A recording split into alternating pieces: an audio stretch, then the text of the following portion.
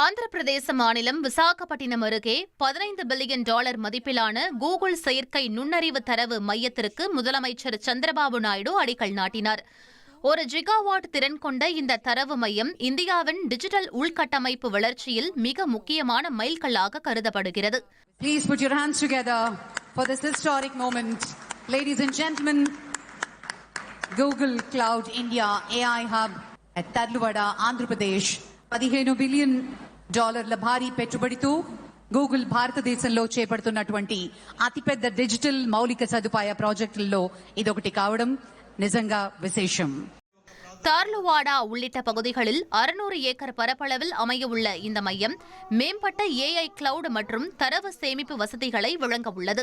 வரும் காலங்களில் ஆந்திராவை சுமார் 6.5 ஜிகாவாட் திறன் கொண்ட உலகளாவிய தரவு மையமாக நிலைநிறுத்துவதே இந்த திட்டத்தின் முக்கிய நோக்கம் என மாநில அரசு கூறியுள்ளது.